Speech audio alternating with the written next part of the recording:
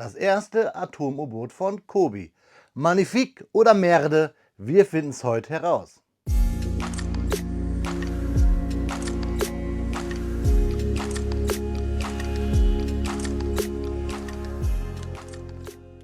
Bonjour mes amis, je m'appelle Blockstar und heute lade ich euch ganz herzlich ein, denn wir schauen uns etwas an, was so gar nicht für den deutschen Markt zuerst gedacht war. Das Kobi-Set 4859, das SUS Marine SNLE, was so viel bedeutet wie atomgetriebenes Atom-U-Boot. Aus dem Hause Kobi in der Lizenz der Naval Group, das ist die französische Staatswerft, bei der diese Klasse des U-Bootes gebaut wurde. Es gibt 4 Stück dieses U-Bootes und wir können quasi alle 4 mit diesem Set bauen. Gab es zuerst im Museum, bekommt ihr jetzt aber für 69,99 € auch bei Kobi. Ich habe es mir natürlich im Museum gekauft, denn ich unterstütze gerne die Museen. Ob diese fast 70 € es wert sind, sich einen Anthrazital zu bauen, der 46,5 cm lang ist, das finden wir heute heraus. Der Maßstab ist ein bekannter 1:300 und deswegen können wir sogar dieses U-Boot später vergleichen mit anderen Kobi-Schiffen. Ich freue mich deswegen jetzt auf Rotlicht umschalten und dann auf Schleichfahrt gehen. Und dann schauen wir uns den Inhalt dieses Kartons und natürlich die Fakten zum SUS Marine SNLE genauer an. Freunde, also jetzt abtauchen und dann sehen wir uns auf den Bautisch.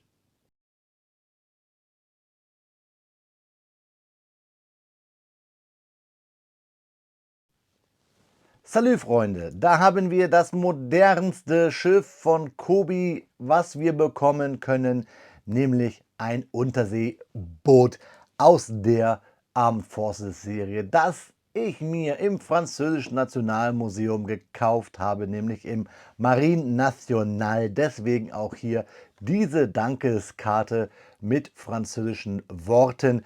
Das Set bekommt ihr jetzt auch bei Kobi im Shop. Ich kaufe immer, wenn es geht, bei solchen Kooperationsgeschichten in den Museen selber. Ist zwar etwas teurer, dafür unterstützt man aber diese. Hier war der Porto richtig teuer und ich habe sogar ein U-Boot nach Freunden weitergeleitet, die in Polen wohnen. Dieses Schiff ist ein Meilenstein, weil es das erste moderne U-Boot ist. Wir haben schon moderne Schiffe von Kobi gehabt. Hier zum Beispiel die HMS Queen Elizabeth, ziemlich klein. In der BAE Systems Lizenz findet ihr alles bei kobipedia.com oder jetzt allerdings hier nur mal als Figurenpack, quasi als Sinnbild.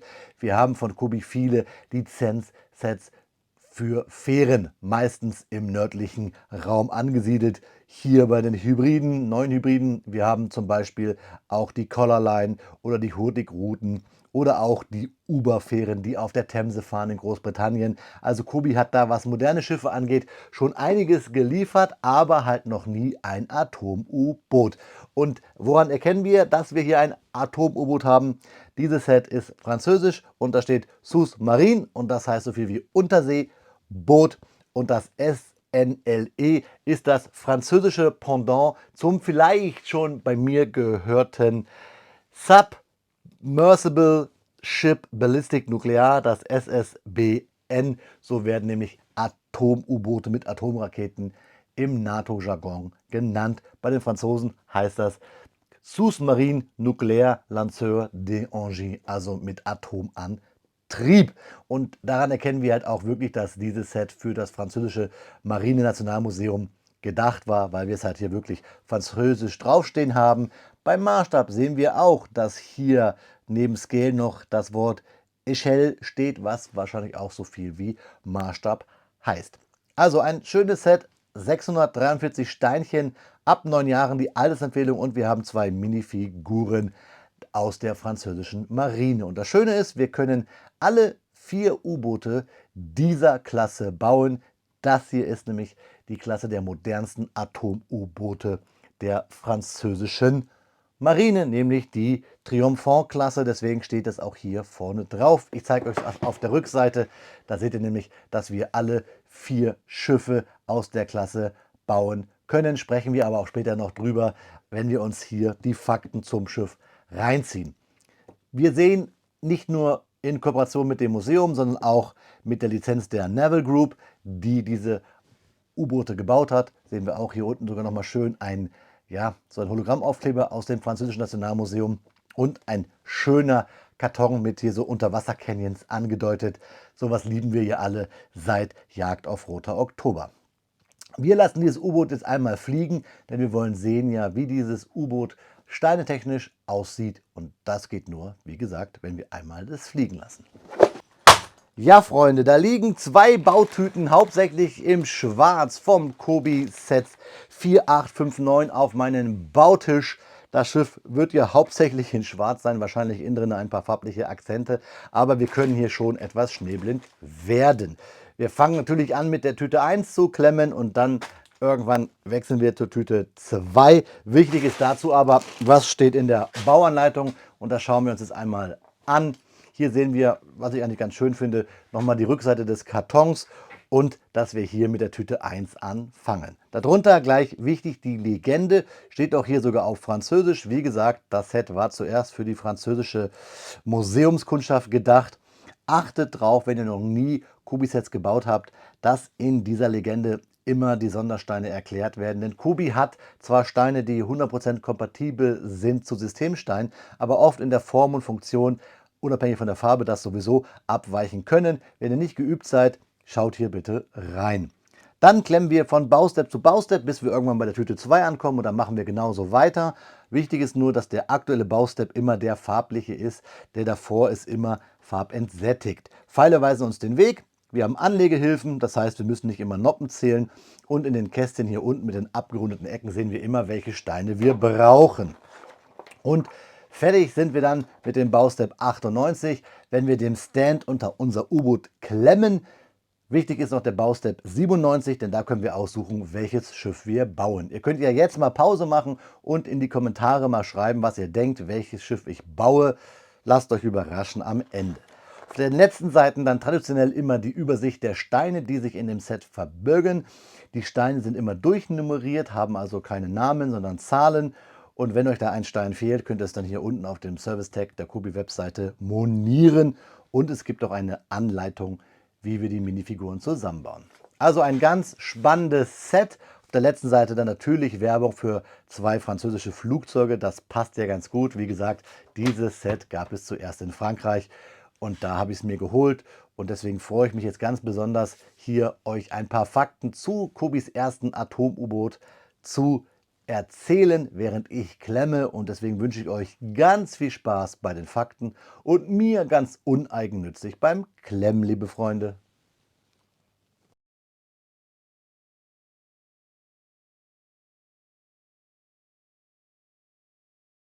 Speedbildzeit ist Faktenzeit und heute geht es in die Tiefe des Meeres. Wir werfen einen Blick auf eines der wichtigsten, aber zugleich unsichtbarsten Waffensysteme Europas, das französische SNLE-U-Boot und die namensgebende Le Triomphant-Klasse. SNLE steht für Sous-Marin Nucléaire Lanceur d'Engie, also ein nuklear angetriebenes U-Boot mit ballistischen Raketen. Diese Boote bilden das Rückgrat der französischen nuklearen Abschreckung und sind ein zentraler Bestandteil der nationalen Sicherheitsstrategie Frankreichs. Ziel dieses Systems ist nicht der Einsatz im klassischen Sinne, sondern die glaubwürdige Abschreckung durch eine jederzeit verfügbare Zweitschlagsstrategie. Seit den 60er Jahren verfolgt Frankreich bewusst eine eigenständige Nuklearstrategie. Anders als viele andere NATO-Staaten verlässt man sich nicht auf eine gemeinsame Abschreckung, sondern auf eigene Systeme unter nationalem Kommando. Genau hier kommen die SNLE-U-Boote ins Spiel. Mindestens eines dieser Boote befindet sich jederzeit auf Patrouille, tief verborgen in den Ozeanen. Seine Position ist unbekannt und genau das macht es so wirkungsvoll, denn kein potenzieller Gegner kann sich sicher sein, einem Gegenschlag zu entgehen. Die Le Triomphant-Klasse wurde ab Mitte der 90er Jahre in Dienst gestellt und löste die ältere redoutable Klasse ab. Insgesamt wurden 4 Boote gebaut: Le Triomphant, Le Terre-Mer, Le Vigilant und Le Terrible. Alle stehen im Dienst der Marine Nationale und operieren vom Stützpunkt Île Longe bei Brest aus. Ein U-Boot dieser Klasse ist rund 138 Meter lang und verdrängt unter Wasser etwa 14.300 Tonnen. Der Antrieb erfolgt durch einen Druckwasserkernreaktor, der dem Boot praktisch unbegrenzte Reichweite verleiht. Die eigentliche Begrenzung ist nicht der Treibstoff, sondern die Versorgung der Besatzung im U-Boot. Getaucht erreichen die U-Boote Geschwindigkeiten von über 25 Knoten. Entscheidend ist jedoch nicht die Geschwindigkeit, sondern die extrem geringe Geräuschentwicklung.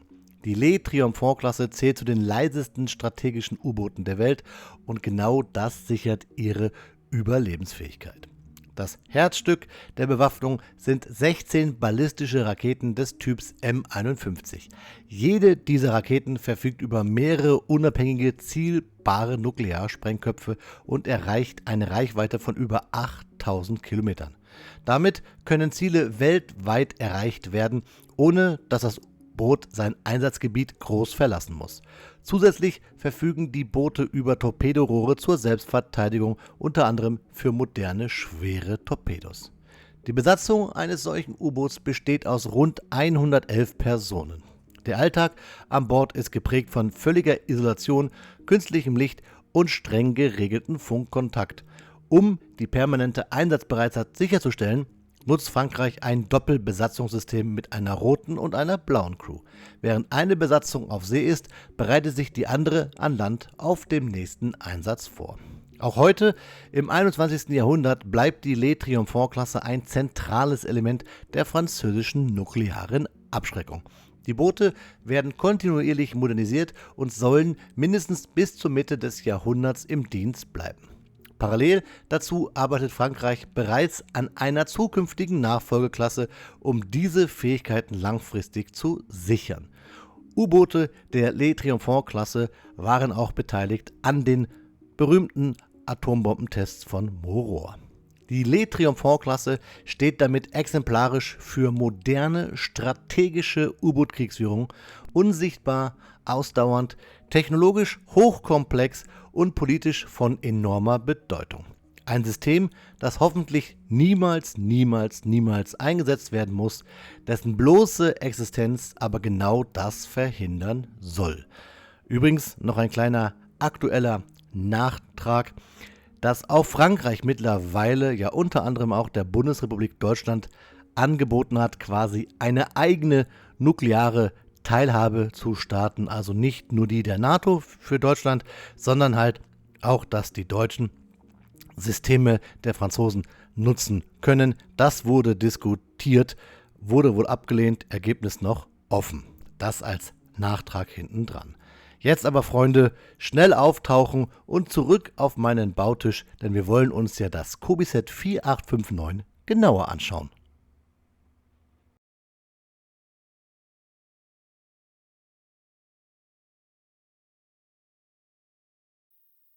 Nach einer Stunde und genau 35 Minuten Bauzeit steht sie da.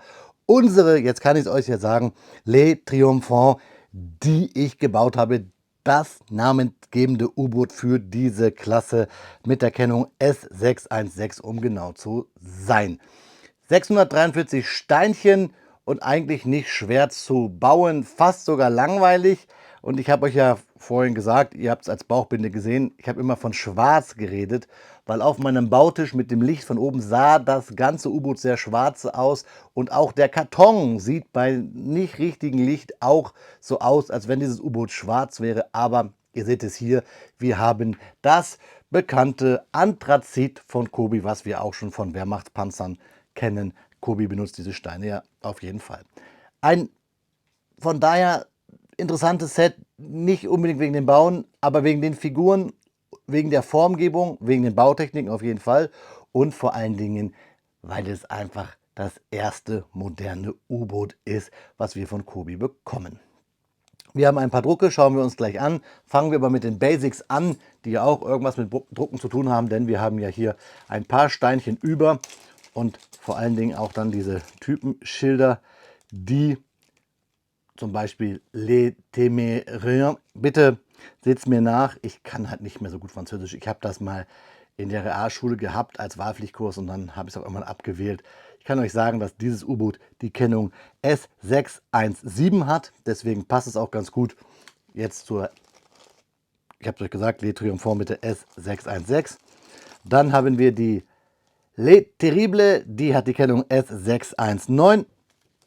Und dann bleibt noch über Le Viglion, auch sehr schwer auszusprechen, die S618. Das sind die 4 U-Boote, die ihr bauen könnt mit dem Set. Natürlich habe ich euch in der Videoshow einmal, die jetzt noch gleich kommt, die Fotoshow, alle Schilder angebracht. Und diese paar Steinchen bleiben über mickrig bei 69,99 Euro. Ich wollte schon wieder fast 70 Euro sagen. Deswegen, ich habe dieses Set halt beim französischen Marinemuseum gekauft.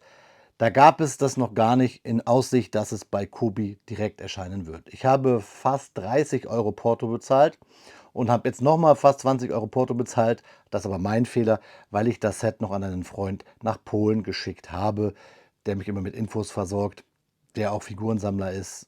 Weil das halt so verrückt, dieses Set kommt aus Polen, es geht nach Frankreich an das Marine Nationale, aber von dort kann man es dann nicht bestellen in Polen. Das ist schon irgendwie komisch. Dafür kriegt man diese schöne Karte.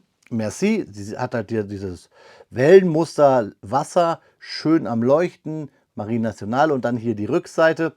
Und ich lasse das mal hier auch für euch gleich übersetzen, damit ihr auch sehen könnt, was dort steht. Finde ich, ist ja immer ein horrendes Ziel und schön, wenn man so als Käufer weiß, man kann auch sein Gewissen beruhigen, weil man irgendetwas Gutes damit tut. Finde ich klasse. Und da seht ihr auch hier boutique.marinational.gouv.fr.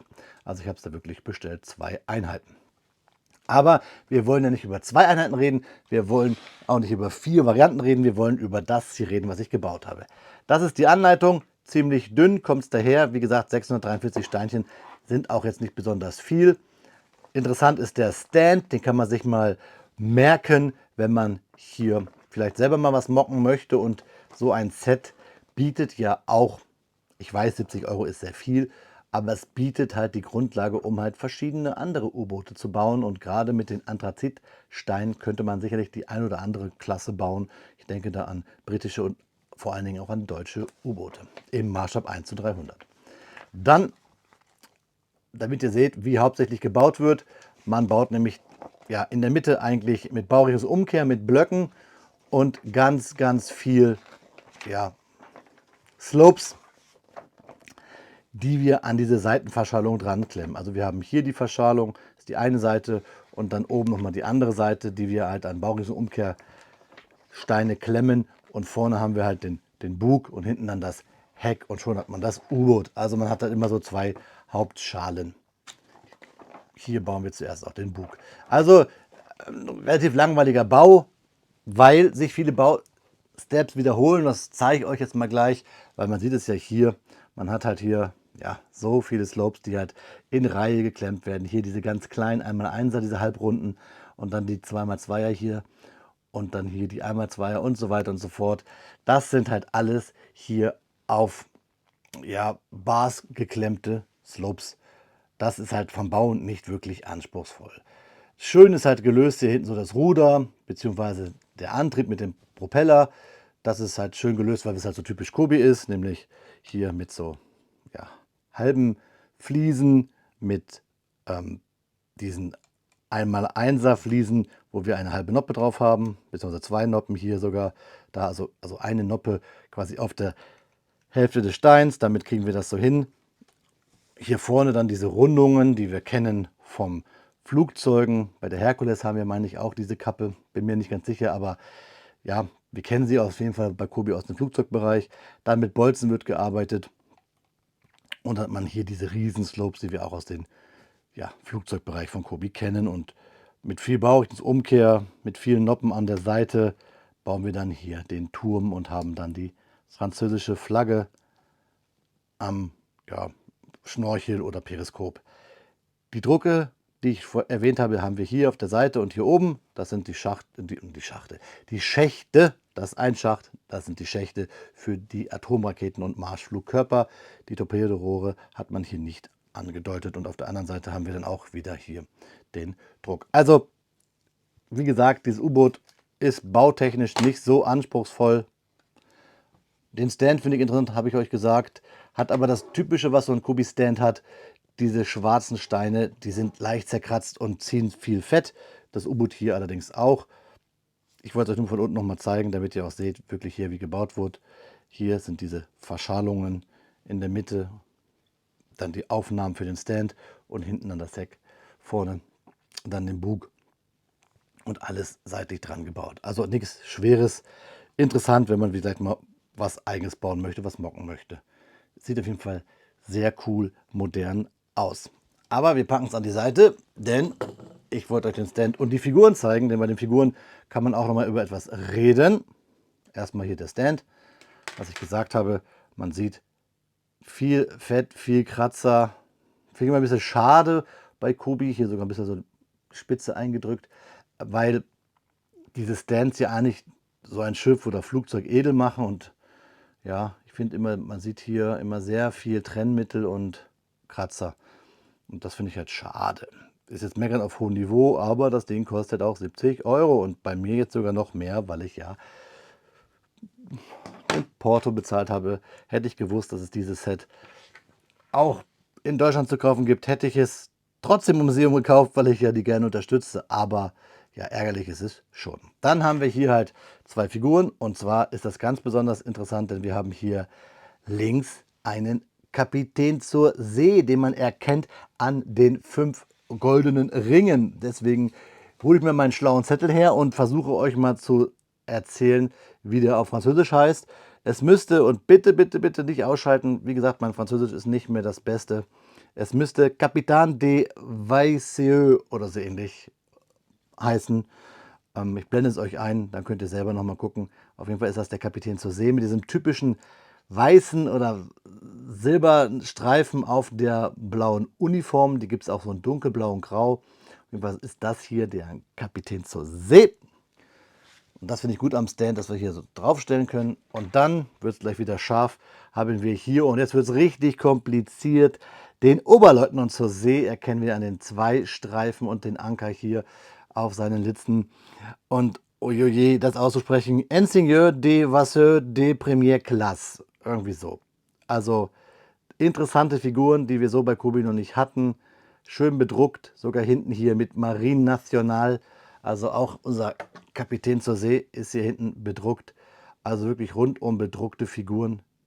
Es gibt immer mehr Kobi-Figuren-Sammler da draußen, Freunde. Deswegen glaube ich schon, dass dieses Set für solche Herrschaften etwas ganz Besonderes ist und natürlich auch vor allen Dingen für U-Boot-Begeisterte. Und warum nicht mit einem europäischen U-Boot anfangen? Ich finde das klasse, vor allen Dingen, wenn es ein Museum unterstützt. Und jetzt hole ich noch mal kurz zum Vergleich ein Mod, ein deutsches U-Boot aus dem Zweiten Weltkrieg im Maßstab 1:300. Dann können wir mal kurz vergleichen. Ja, Freunde, und da haben wir ein Typ 7 U-Boot vollständig aus Kobi gebaut mit der Hilfe meines lieben Freundes Maurice, der Putzhilfe. Lasst euch nicht von dem Typenschild dort ablenken. Das war halt noch über, denn es gab ja ein Typ 7B U-Boot, die U-47 im Maßstab 1:144. Aber das hier ist grob der Maßstab 1:300. Und ich denke, man kann gut erkennen, wie sich hier die Zeiten und die Technik gewandelt haben. Das ist sehr, sehr faszinierend. Auch wenn natürlich auch bei Kobi die Maßstäbe immer so ein bisschen gewürfelt sind. Aber hier ist ja offiziell mit 1:300 angegeben. Übrigens, ich habe schon ein paar Mal jetzt gesagt, hier auch im Französischen auf dem Karton. Das lässt ja auch darauf schließen, wo halt hier die Hauptabnahme gedacht ist. Und ja, ich finde es halt faszinierend zwischen Neuzeit und Zweiter Weltkrieg, wie hier die Unterschiede sind. Und ihr könnt euch das ja vorstellen, wenn ich jetzt hier noch meine Scharnhorst oder sowas da gegenüberstellen würde, wie dann der Größenvergleich wäre zu dem modernen U-Boot. Ja, schreibt mir eure Gedanken, eure Kommentare gerne mal in die Kommentare. Ich würde mich gerne mal mit euch austauschen. Es gibt jetzt ja Sprachnachrichten, also ich kann die Kommentare per Sprache beantworten. Nicht in Französischen, Freunde. Ihr habt gemerkt, das ist ziemlich gruselig. Aber lasst mich gerne eure Gedanken zu diesem Set wissen, denn ich beantworte eigentlich jeden Kommentar und habt da Spaß dran, Freunde.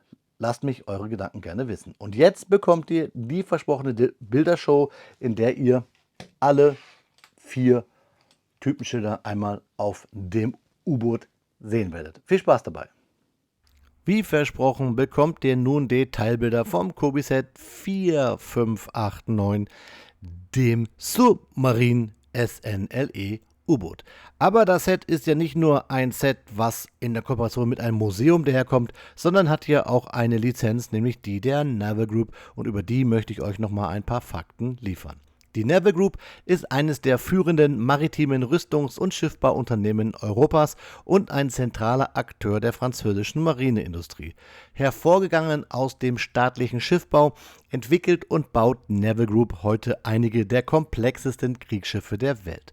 Zu den bekanntesten Produkten zählen strategische und nukleare U-Boote wie die schon erwähnte SNLE-Bootsklassen für die französische Marine, moderne Jagd-U-Boote der Barracuda-Familie sowie konventionelle Export-U-Boote wie die Scorpene-Klasse. Im Überwasserbereich baut Naval Group unter anderem Flugzeugträger, Mehrzweckfregatten, Luftverteidigungsfregatten und Korvetten. Zu den Kunden und Partnern gehören neben der französischen Marine auch internationale Marinen, darunter Indien, Brasilien, Ägypten, Malaysia und Indonesien. Naval Group arbeitet dabei oft eng mit lokalen Werften und Industriepartnern zusammen und übernimmt nicht nur den Bau, sondern auch Ausbildung, Wartung und Modernisierung über Jahrzehnte hinweg. Damit steht Naval Group für Hochtechnologie, langfristige Partnerschaften und die maritime sicherheitspolitische Handlungsfähigkeit Frankreichs. An dieser Stelle eine kleine Danksagung an alle Kanalmitglieder, die mir helfen, diesen Kanal algorithmustechnisch zu pushen und auch den Kanal auf eine breitere finanzielle Basis stellen. Vielen lieben Dank für jeden einzelnen von euch, aber auch ein generelles Danke an jeden Kommentarschreiber, an jeden, der die Videos guckt, an jeden, der einen Daumen hoch gibt, an jeden, der ein Video liked. Vielen lieben Dank an die gesamte Blockstar-Community. Ihr seid die Geilsten. Ja, Freunde, da ist das Video schneller zu Ende, als dass so ein U-Boot getaucht bleiben kann. Ich muss sagen, ein Hammer-Set, nicht unbedingt von der Bauweise, nicht unbedingt von der Farbenvielfalt, vielleicht von den Figuren her. Für Minifigurensammler aus dem Hause Kobi ist dieses Set natürlich etwas ganz Besonderes. Nein, es ist deswegen was Besonderes, weil wir wieder mal ein Museum unterstützen konnten. Dafür danke Kobi. Und weil wir hier wirklich zum ersten Mal so richtig das Tor in die moderne Schiffswelt aufgestoßen haben. Alles andere, was ich euch gesagt habe, hat Kobi mal früher gehabt, hat Kobi in kleinen Serien, hat Kobi nur in eingeschränkten Märkten, und mit diesem U-Boot bekommen wir überall in Europa, wo Kobi liefert, jetzt halt auch ein modernes Schiff in 1:300. Und das finde ich klasse. Deswegen, liebe Freunde, ballert mir in die Kommentare wie so eine Torpedosalve, was ihr gerne für moderne Schiffe in 1:300 hättet. Ich fahre, wenn alles klappt, im Februar nämlich wieder mal nach Nürnberg zu Kobi, und dann werde ich den Leuten mal das ein oder andere ins Ohr flüstern. Mal abgesehen davon, dass ich sowieso öfter mit den Leuten in Polen schreibe. Ob sie hören, weiß ich nicht, aber ich gebe immer gerne eure Wünsche und natürlich auch meine Wünsche mit. Und moderne Schiffe in 1:300, das wäre der Hammer, oder? Also lasst es mich gerne wissen. Daumen hoch wäre auch ganz nett. Und für alle, die noch nicht abonniert haben, das haben nämlich ganz viele, abonniert auch gerne diesen Channel. Ja, Freunde. Und dann bleibt mir auch bei so einem Schiff nichts anderes zu sagen als Ahoi, gute Fahrt, habt eine gute Zeit. Immer eine Handbreit Wasser unter dem Kiel, bei so einem U-Boot wahrscheinlich auch noch drüber. Ihr wisst, was ich meine. Auf Wiederbauen, euer Freund, der Blockstar.